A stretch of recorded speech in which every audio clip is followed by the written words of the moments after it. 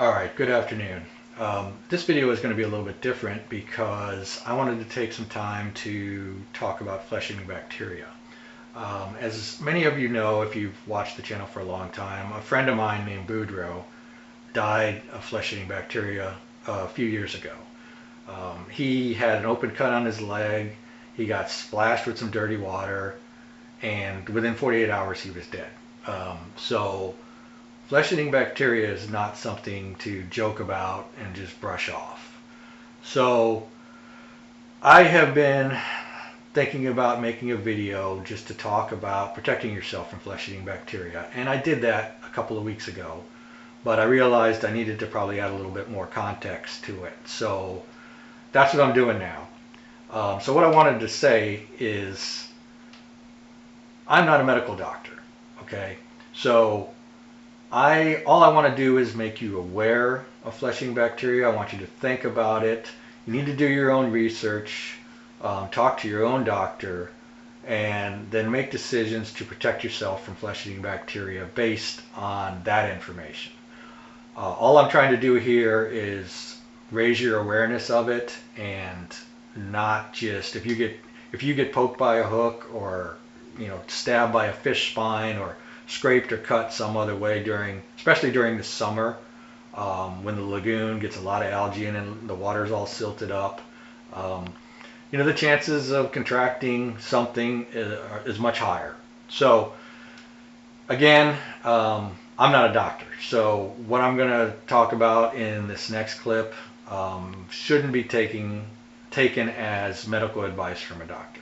I just want to make you aware that the risk is there, and I'm going to show you the steps that I take to protect myself from flesh-eating bacteria based on my own research. So anyway, watch the video, and hopefully you guys find it interesting and useful. Thanks. Okay, so this is a good little public service message. Since my motor got messed up this morning, I had to get out of the boat a minute ago and release the lever that allows it to kick back down, because when it kicks up it'll lock, and sometimes that lever sticks and it's really hard to release from this side of the motor. You got to get behind it. So I just got out of the boat, and in the process of doing that I scraped my leg a little bit right there, and like I said, it's the middle of summer, so the water's pretty warm. There's not an algae bloom yet, but we all need to be cognizant of flesh-eating bacteria. So two of the things that I always carry on the boat is I carry hydrogen peroxide for normal cuts and scrapes that you get in the boat.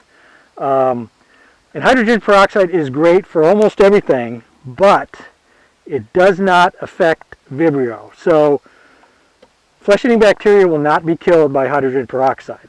So I also keep a bottle of chlorhexidine. So this is actually just a little Visine eyedropper, and I use these little eyedroppers, I refill them with whatever fluid that I want, and then I just put them in my little medical kit. So this is chlorhexidine, and I'm going to put that on my cut just in case of Vibrio. So you guys be aware, if you carry something like hydrogen peroxide or alcohol, which you should have some kind of antiseptic with you all the time.